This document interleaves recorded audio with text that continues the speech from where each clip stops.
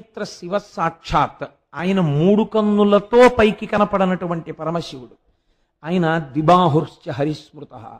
ఆయన నాలుగు భుజములు కాకుండా రెండు భుజములతో ఉన్నటువంటి శ్రీ మహావిష్ణువు. కానీ పైకి కనపడిన నాలుగు ముఖములతో ఉన్న చతుర్ముఖ బ్రహ్మ నిరంతరము పరబ్రహ్మాన్ని అనుసంధానం చేస్తుంటాడు. తెలుసుకోవలసిన వస్తువు విద్దైతే దాన్ని చెప్పినది వేదం.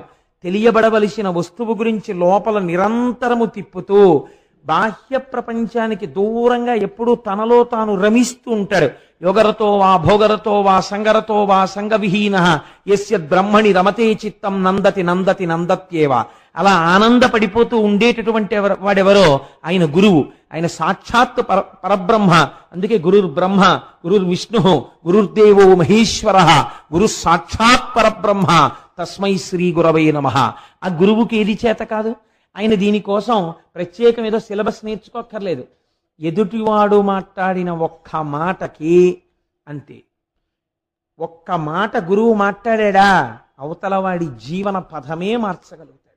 అంత లోకోన్నతుణ్ణి చేసేస్తాడు, అంత సర్వోత్కృష్టుణ్ణి చేస్తాడు. తాను ఇప్పటి వరకు ఏది ఉత్కృష్టత అనుకుంటున్నాడో దాని నుంచి తిప్పి అసలైనటువంటి పదం ఏదో, ఏ పదం వైపుకెళ్లాలో ఆ పదం వైపుకి గురువు తిప్పగలడు. అదృష్టమేమి జీవితంలో అటువంటి నారదుడితో వింధ్యపర్వతం మాట్లాడడం. ఎంత అహంకారం ఉన్నవాడైనా కావచ్చు, ఒక గురువు దొరకడమే జీవితంలో అదృష్టం. ఆ గురువుతో మాట్లాడడమే అదృష్టం. వాడి జీవితం మారిపోతుంది అంతే. చూడండి, అందుకే శంకరాచార్యులు వారి రుణం మనం తీర్చుకోలేమండి. శంకరులు అందుకే అంటారు, మనుష్యత్వం ముముక్షత్వం మహాపురుష సమాశ్రయ.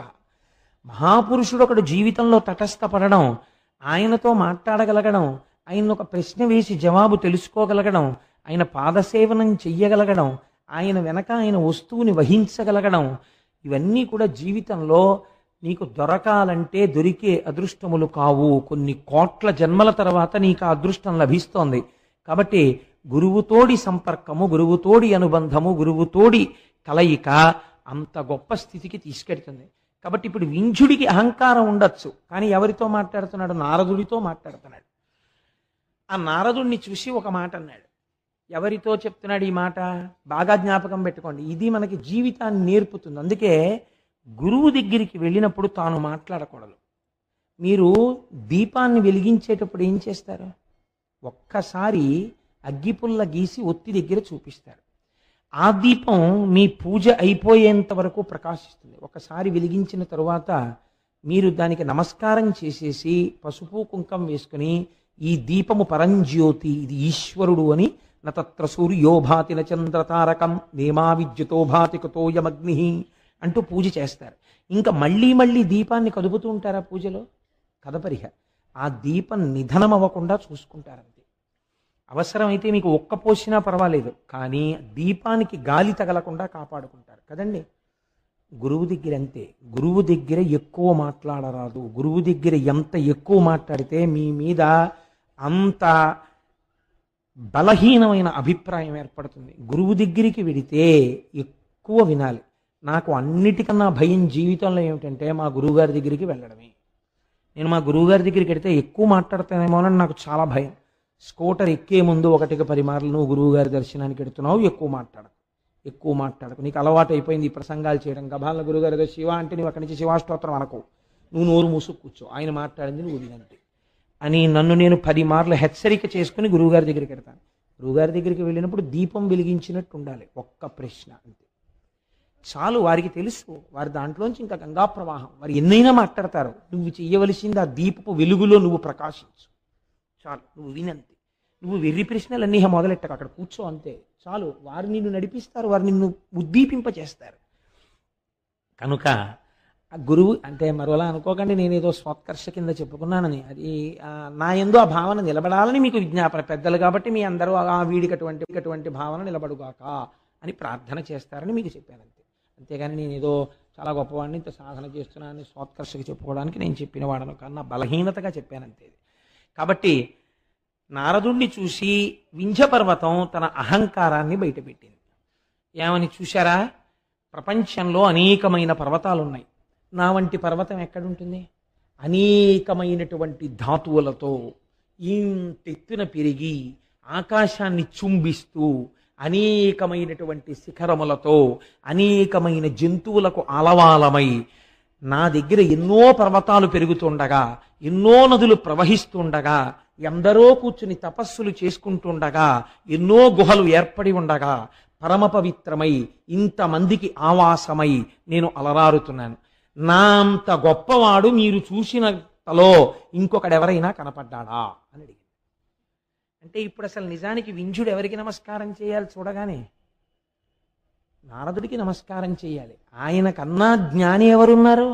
ఆయనకి నమస్కరించడం కాదు, తన గొప్ప చెప్తాం. చెప్తే గురువు అంటే ఇది.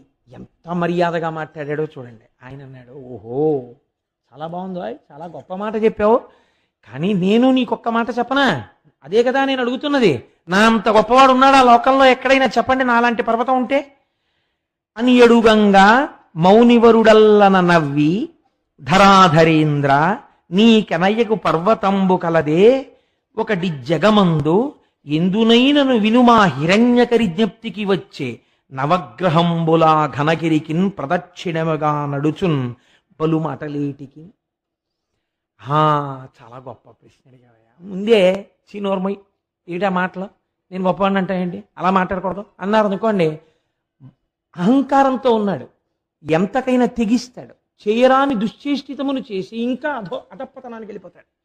కాబట్టి ఇప్పుడు అలా మాట్లాడకూడదు. ఎంత అందంగా మాట్లాడాడో చూడండి, నవ్వు నవ్వాడు. అని ఎడుగంగ మౌనివరుడల్లన నవ్వి, చక్కగా ఓ చిన్న నవ్వు నవ్వి, ధరాధరేంద్ర ఓ పర్వతమా నిజమేనోయ్ నీకనయ్యగు పర్వతంబు కలదే. అయ్య బాబోయ్ ఎట్లాంటి ప్రశ్న అడిగావు? నీతో సమానమైన పర్వతం ఏదైనా ఉందా అని ఆలోచించినా నేను. నీకన్నా గొప్పదాన్ని వాటి పక్కన పెట్టబోయ్.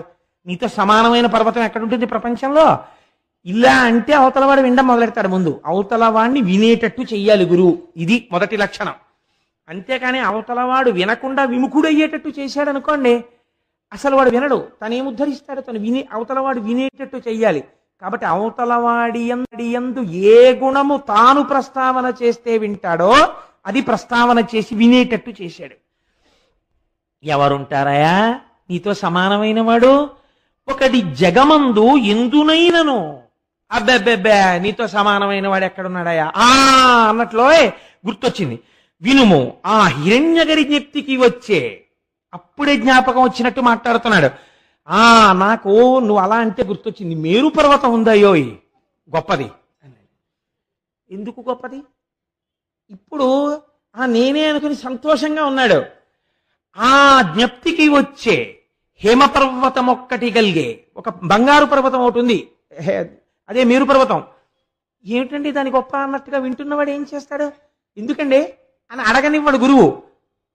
అన్నాడు, భృకుటి ముడి వేశాడంతే వింధ్యపర్వతం. వెయ్యగానే కారణం చెప్తున్నాడు. నీకు లేదని చెప్పడు, వాడికి ఉందని చెప్పాడు. ఏది చెప్పాడు? నీకన్నా ఐశ్వర్యం ఎక్కువ ఉంది, నీకన్నా ఎన్ఎస్సి సర్టిఫికెట్లు ఉన్నాయి, నీకన్నా ఫిక్స్డ్ డిపాజిట్లు ఉన్నాయని చెప్తే గురువు ఏమిటి? వాడికి ఏమున్నాయో తెలుసుకోవడానికి ఆ గురువు గారు. వాడికి ఎంత ఐశ్వర్యం ఉంటే వీడికి ఎందుకు? ఎన్నడూ తనతో సంబంధమున్న వారి ఐశ్వర్యమును గురించిన ఆలోచన గురువుకుండా రాదు. ఆయనకి ఎంత ఉన్నా ఆయన ఇంకా ఉన్నతిలోకి రావాలను ఆశీర్వచనం చెయ్యండి. అవతల వారి ఐశ్వర్యం గురించి నీకెందుకు? నువ్వు గురువు అయితే వాళ్ళ ఆధ్యాత్మిక ఉన్నతి గురించి ఆలోచించు. వాళ్ళని నువ్వు ఎంత బాగా వృద్ధిలోకి తీసుకొద్దామని ఆలోచించు. అంతవరకు ఐశ్వర్య సంబంధం నీకేమిటి మధ్యలో అసలు? కాబట్టి ఇప్పుడు ఆయన అన్నాడు, నీకన్నా ఎందులో గొప్పదో తెలుసా మేరు పర్వతం? నవగ్రహంబులా ఘనగిరికిన్ ప్రదక్షిణమిగా నడుచున్ పలు మాటలేటికిన్. నవగ్రహాలు ఆకాశంలో తిరుగుతున్నప్పుడు ప్రపంచంలో నవగ్రహాలకి అందరూ నమస్కారం చేస్తారు. అవే కదా సుఖ దుఃఖాలు నిర్ణయిస్తాయి. ఆ నవగ్రహాలు మేరు పర్వతం యొక్క శిఖరానికి ప్రదక్షిణంగా తిరుగుతుంటాయి. నవగ్రహముల చేత ప్రదక్షిణం చేయబడుతుంటుంది ఆ మేరు పర్వత శిఖరం. ఎంత గొప్పదయా మేరు పర్వతం అన్నాడు. అనేటప్పటికీ ఈయనకి చాలా బాధేసింది. నిజమే, నాకు ఉన్నాయి ఇంతంత శిఖరాలు. ఏది ఎవరు తిరుగుతున్నారు నా శిఖరాల చుట్టూ? కుక్కలున్నాయి, ముంగిసలున్నాయి, పావులున్నాయి, పెద్ద పులులున్నాయి, సింహాలున్నాయి, నదులున్నాయి, పర్వతాలు అరణ్యాలున్నాయి. ఏది అట్లాంటి కీర్తి నాకెక్కడుంది? ఇప్పుడు వెంటనే అన్నాడు, ఏం చెయ్యమంటావు అయితే నన్ను? నేను కూడా అలాంటిది ఏదో పొందాలి. ఇప్పుడు నవగ్రహాలు ప్రదక్షిణం చేసినప్పుడు మేరు పర్వతం పొందినటువంటి ఉన్నతి ఏది ఉన్నదో అంతటి ఉన్నతి కన్నా గొప్ప ఉన్నతిని తాను పొందాలి. అది ఏ ఉన్నతి? ఏం చేస్తే అంతకన్నా గొప్పదవుతుంది? ఇప్పుడు ఇంకా ఏమిటి? ఇంక తన ఇంట్లో ఐశ్వర్యం ఏమిటి? ఎన్ని అరణ్యాలు ఉన్నాయి, ఎన్ని మృగాలు ఉన్నాయి, ఇవి కాదు. ఓం నమ శివాయ అంటూ ఆ శివ పంచాక్షరి మహామంత్రం షడక్షరి చేస్తూ కూర్చున్నాడు. అలా కొన్ని సంవత్సరాలు అయిపోయింది, వేల సంవత్సరాలు అయిపోయింది. ఆయనలోంచి బయలుదేరిపోతోంది తపోధూమం. దేవతలు చూశారు. అమ్మ బాబోయ్, ఏమి వింజుడి తపస్సు! మహాదేవా, అతని తపస్సు సామాన్యంగా లేదు, మీరు వెళ్ళి ప్రత్యక్షం అవ్వండి అన్నారు. శంకరుడు సాకారమును పొంది, అంతటా ఉన్నటువంటి నిర్గుణమైన పరబ్రహ్మము సాకారమును పొంది ఎదురుగుండా వచ్చి ప్రత్యక్షమయ్యాడు. చేతితో స్పృశించాడు. బహిర్ముఖుడయ్యాడు వింజుడు. నాయన, ఎంత గొప్ప తపస్సు చేశావురా! ఏం కోరి ఇంత తపస్సు చేశావు చెప్పు, నీకేం కావాలో చెప్పి ఇచ్చేస్తానన్నాడు. ఇదొక చిత్రమైన సన్నివేశం. కొంతమందికి ఏం కావాలో తెలియదు, ఇంకా ఆ స్థితి పోలేదు. ఏముండిపోయింది? ఇప్పుడు మేరువు కన్నా తను గొప్ప కావాలని ఉందంటే మనస్సులో, దానికి ఏం అడగాలి తెలియదు. అందుకని ఏమని అడిగాడో తెలుసా అండి? పెంపునొసంగు లోకమున పెద్దగా చేయుము, నన్ను లోకంలో పెద్దగా చెయ్యి, అంటే గొప్పవాడిగా చెయ్యి. అంతే పాప, ఆయనకి తెలుసున్నది. నారదుడు ఇదే కదా అడగమన్నాడు, ఇదే అడిగాడు. అయితే ఒకటి మాత్రం నిజమండోయ్, గురువు మాట మీద, ఈశ్వర వాక్యం మీద విశ్వాసం ఉంటే చాలు, రక్షించేస్తుంది. కామకోటి పీఠాధిపతులు చంద్రశేఖర పరమాచార్య స్వామి వారు ఒకసారి ఆ కంచిలో బయట కూర్చుని ఉండగా ఒక పల్లెటూరు నుంచి ఒక రైతు వచ్చి ఆయన పాదాల మీద పడి నమస్కారం చేశాడు. ఏం నాయనా అన్నారు. నా పిల్ల పెళ్లి కుదిరింది, నాకు మొట్టమొదటి నుంచి రోజు మిమ్మల్ని ఆరాధించడమే నాకు తెలుసు, అందుకని నా పిల్ల పెళ్లి కుదిరితే వాళ్ళు కట్నం అడిగారు. కట్నానికి, పిల్ల బంగారానికి, బట్టలకి అన్నింటికీ కలిపి ఓ 25 కాసులు బంగారం కావాలి. ఆ బంగారం మీరు ఇప్పిస్తే వెళ్ళి పిల్ల పెళ్లి చేసుకుంటాను, అక్కడ ఒప్పుకుని వచ్చాను, మీరు ఉన్నారు కదా అని బంగారం ఇప్పించండి, వెళ్ళిపోతానన్నాడు. పరమాచార్య స్వామి అంత అమాయకులు ఇంకా చూశారు. నిజమే, ఆయన పూనిక అటువంటిది. ఆయన అన్నారు, నేను సన్యాసిని, నువ్వు నన్ను ఇలా అడగకూడదు, నేను ఇవ్వకూడదు, కానీ నువ్వు నా యందు పూనికతో అడిగావు ఒక గురువుగా, కాబట్టి నేను ఒక మాట చెప్తాను. ఈ మాట కామాక్షి అమ్మవారిని అడుగు, వెళ్ళి అడిగి ఏమంటుందో కనుక్కుని నా దగ్గరికి రా, చూద్దామన్నారు. అలాగే అడుగుతాను, మీరు ఏం చేయమంటే అది చేస్తాను, ఇవ్వడం మీ పూచి, ఎక్కడికి వెళ్ళమంటే అక్కడికి వెళ్తాను. కామాక్షి అమ్మవారి గుడికి గురువు మాట మీద ఇది యథార్థంగా జరిగిన సంఘటన అండి. కామాక్షి అమ్మవారి గుడికి వెళ్ళి అమ్మవారి ముందు నుంచి ఇదే అడిగాడు. పిల్ల పెళ్లి కుదిరింది, పరమాచార్యుల వారిని నమ్ముకున్నాను, ఎప్పుడూ ఆయనకు నమస్కారం పెట్టి పొలానికి పోతుంటాను. వాళ్ళు 25 కాసులు అడిగారు, పరమాచార్యుల వారు ఉండగా నాకేమిటని ఒప్పుకున్నాను. నిన్ను నమ్ముకునంటలేదు, పరమాచార్యుల వారిని నమ్ముకుని. 25 కాసుల బంగారం ఉంటే పిల్ల పెళ్ళి అయిపోతుంది. ఆయన దగ్గరికి వెళ్ళాను, నీ దగ్గరికి వెళ్ళి చెప్పి రమ్మన్నారు, నీకు చెప్తున్నాను, నీకు చెప్పాను, గురువు గారి దగ్గరికి వెడతాను, ఆయన డబ్బు ఇచ్చేట్టు చూడు, వెళ్ళిపోయాడు. ఇప్పుడు మళ్ళీ వచ్చాడు. వచ్చేటప్పటికి పరమాచార్య స్వామి మళ్ళీ అక్కడే కూర్చుని ఉన్నారు. ఈయన వచ్చాడు. వచ్చేటప్పటికి ఎక్కడి నుంచో జమీందారు గారు వచ్చారు. అయ్యా, ఎప్పటి నుంచో పరమాచార్య నాదొక్క కోరిక, మీరు దేనికి వెచ్చించండి, నాకు అనవసరం, మీకొక్క 25 బంగారు కాసులు సమర్పించుకోవాలనుంది, వచ్చానని సంచిలోంచి తీసి 25 బంగారు కాసులు పోశాడు. ఇట్నుంచి ఆ పల్లెటూరు ఆయన వచ్చాడు. మీరు వెళ్ళమన్నారు, అమ్మకి చెప్పాను, వచ్చాను, మీరు ఇస్తేనే బయలుదేరుతాను, పెళ్లి పనులు ఉన్నాయన్నారు. పరమాచార్య ఓ నవ్వు నవ్వి ఊపటు తీసుకెళ్తాను. గురువులంటే ఎలా ఉంటారో చూడండి. నాకు అందుకే పరమాచార్య అంటే మా ప్రాణం. ఎందుకంటే ఉపాసన ఈ లోకానికి తెలియచేసి జగద్గురువులై నడిచిన మహానుభావుడు. అటువంటి వారిని పొగడకపోతే నా నాలుగు కిందికి ఇంకా. అందుకని 1కి 10 మార్లు నేను చంద్రశేఖర పరమాచార్య స్వామి వారిని, రమణ మహర్షిని ప్రస్తావన చేస్తూ ఉంటాను. కాబట్టి ఇప్పుడు వింధ్య పర్వతం మాటలు కూడా అలాగే ఉంటాయి. నారదుడు ఏం చెప్పాడు? నీకు కావలసిన కోరిక ఏమిటో ఆయనకి చెప్పవయా, చాలా గొప్పవాడిని అంటే, ఏం గొప్ప నేనేం చెప్పను, ఆయన అడుగు, ఏం గొప్ప ఆయన ఇస్తాడన్నాడు. అందుకని ఇప్పుడు ఆయన ఏం చేశాడు? ఇది అడిగాడు, పెంపునొసంగు లోకమున పెద్దగా చేయుము, దేవా అన్నతాన్ కంపిత చిత్తుడై శివుడు కర్జమిరింగి నగేంద్రుతోడ నీ వింపుగా కోరినట్లు వరమిచ్చితి, నీవిక లోక సౌఖ్యముల్ తెంపరివై అడంపకు మదించియునర్చిన బాయునున్నతులు. నువ్వింకా అహంకారంతో ప్రవర్తించకు, నువ్వెప్పుడు కూడా నా అంతటి వాణ్ణి నేను అని అనకు. నీకు ఏమి చెయ్యాలో నాకు అర్థమైంది, నీకే ఉపకారం చెయ్యాలో నాకు అర్థమైంది. నీకు మనస్సులో ఏమిటి గొప్పతనం అంటే శివుడి భావన. నవగ్రహాలు మేరు పర్వత శిఖరానికి ప్రదక్షిణం చేస్తున్నాయి. అందుకు కదా నీకన్నా గొప్పవాడని చెప్పాడు నారదుడు. ఈ నవగ్రహాలు నాకు కవచం, నేను వాటిని కవచంగా కట్టుకుంటూ ఉంటాను. అందుకే శివుణ్ణి నమ్మినటువంటి వాడిని మీరు జ్యోతిష్యం చూసి పరమశివభక్తుడైనటువంటి వాడికి జాతకం చెప్తే నువ్వు చెప్పిన జాతకం తప్పై కూర్చుంటుంది. వాడికి గ్రహాల రీత్యా ఏదో దోషం ఉందని మీరు చెప్పారనుకోండి, ఈ నవగ్రహాలు కవచంగా కట్టుకుని ఆయన ఉన్నాడు శంకరుడు, వాడికి ఇలవేల్పుగా ఆయన్ని నమ్మి ఉన్నాడు ఆయన. ఈయన చేసిన అభిషేకానికి, ఈయన చేసిన రుద్రాధ్యాయానికి, ఈయన చేసిన పారాయణకి ఆ గ్రహాల్ని నువ్వు ఇంతకన్నా ఏమి చెయ్యకని చెప్తాడు. జ్యోతిష్యుడు చెప్పినది కూడా ఒక్కొక్కచో ఫలించకపోయి ఉంటుంది. నేను సభలో చెప్పకూడదు కాబట్టి చెప్పట్లేదు ఇంతకన్నా. కారణం ఏంటి? భగవదానుగ్రహము ముందు గ్రహములు కూడా ఏమీ చేయలేవు. ఒక్కొక్కసారి పరిస్థితి అలా ఉంటుంది. భక్తుణ్ణి చెనకలేవండి ఎవరును. ఆయన స్థితి వేరుగా ఉంటుంది. పాము కరవాల్సి ఉంటే చీమ కరిచి వెళ్ళిపోవాలంతే ఈశ్వరానుగ్రహం ఉంటే. కాబట్టి నీకేం చెయ్యాలో నాకు అర్థమైంది, నేను చేస్తాను. నవగ్రహాలు నాకు కవచం. శ్రీకాళహస్తిలో కట్టు కూర్చోవట్లేదండి, నవగ్రహాలు కవచంగా కట్టుకున్నాడు. మనకి 5 కాశీలు, 5 కాశీలలో శ్రీకాళహస్తి ఒకటి. అందుకే సర్వోత్కృష్టమై ఏ పేరు విన్నంత మాత్రం చేత, ఏ పేరు పలికినంత మాత్రం చేత, దేనియందు నదీ స్నానం చేస్తామని పలికినంత మాత్రం చేత ఆ క్షేత్రము వెళ్ళినట్టు, ఆ నదినందు స్నానము చేసినట్టు భావన చేసి మోక్షం ఇస్తారో అంత పరమపావనమైన కాశీక్షేత్రం గురించి ఆదివారపు అసుర సంధ్య వేళలో మాట్లాడతాను. రేపు వదిలిపెట్టి ఎల్లుండంతా కాశీక్షేత్రం గురించే మాట్లాడతాను. సాధ్యమైనంత వరకు ఎవ్వరూ దాన్ని విడిచిపెట్టకండి. అంటే నేను చెప్తున్నానని చెప్పట్లేదు, ఆ క్షేత్రం గురించి వినడమే చాలు. మన జీవితంలో ఒక గొప్ప అభ్యున్నతితో కూడినటువంటి అధ్యాయం ఆవిష్కృతమవుతుంది. కనుక ఇప్పుడు శంకరుడు అన్నాడు, ఆ నవగ్రహములు నాకు కవచం. నవగ్రహాల్ని తీసుకొచ్చి కవచంగా కట్టుకుంటే ఇప్పుడు నవగ్రహాలు గొప్పవా నేను గొప్ప? ఇన్ని బ్రాస్లెట్లు, ఇన్ని ఉంగరాలు, ఇన్ని గొలుసులు, ఇన్ని రుద్రాక్షమాలలు అన్నీ అక్కడ పళ్ళెల్లో పెట్టి ఉన్నాయి. ఉంటే మీరు అవి చూసి అబ్బా ఎంత బంగారమో అన్నారు ఒకరి ఇంట్లో చూసి. తెలియదు మీకు ఆయన ఇల్లు ఏమిటో, కానీ మీరు ఎందుకో లోపలికి వెళ్ళారు. ఎవరో ఏదో మాట చెప్పమంటే వెళ్ళారు. అక్కడ పళ్ళెంలో పెట్టున్నాయన్నీ.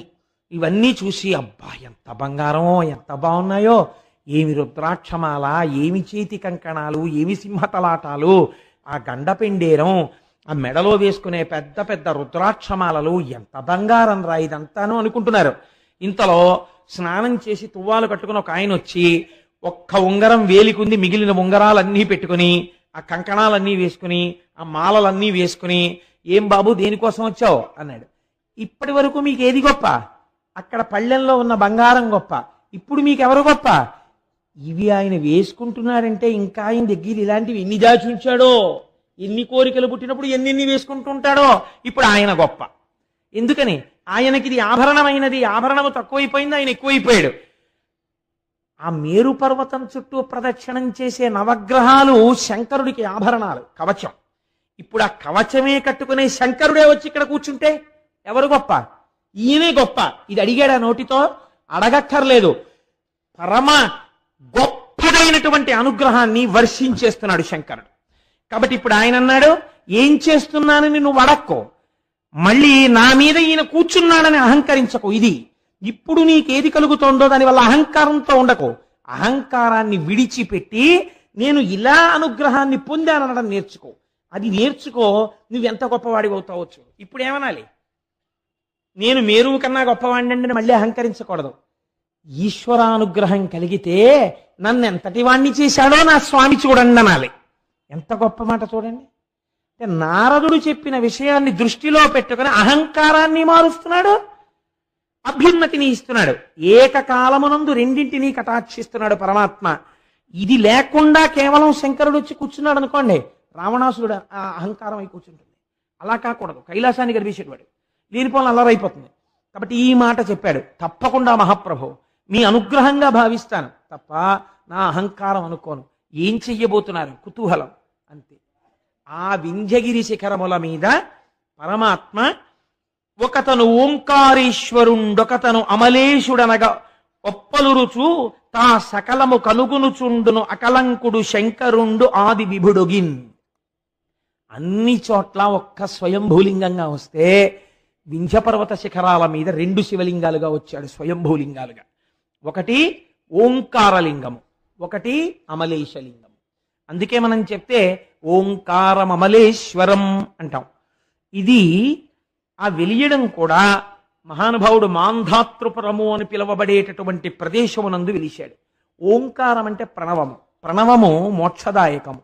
కాబట్టి అక్కడ ఏం దొరుకుతుంది? మోక్షము దొరుకుతుంది. అక్కడికి వెళ్ళి చూస్తే ఇప్పుడు వింధ్యగిరి మీదకి వెళ్ళి దర్శనం చేసిన వాడికి ఏమొస్తుంది? మోక్షమే వస్తుంది. పక్కనే ఉంది అమలేశుడు ఉన్నాడు. అమలేశుడు అంటే ఎవరు? ఆ పేరేమిటో అలా ఉంది చిత్రంగా. అమలేశుడు అంటే మనం శ్రీశైల ప్రపత్తిలో చదువుతుంటాం. అమలం కమలోద్భవగీత గుణం సమదం సమదా సురనాశకరం రమణీయ రుచిం కమనీయ తనుం నమః సాంబ శివం నతపాపహరం శివం శంకరం బంధురం సుందరేశం నటేశం గణేశం గిరీశం మహేశం దినేశేందునేత్రం సుగాత్రం మృడానీపతిం శ్రీగిరీశం హృదా భావయామి అని. సాంబ సదాశివుడు, అంబ అమ్మతో కూడుకున్నటువంటి సదాశివుడిగా సాకార రూపుడై స్వామి అమలేశుడిగా వెలిశాడు. అమలేశుడు అంటే మలము లేనివాడు, ఏ మలము లేనివాడు.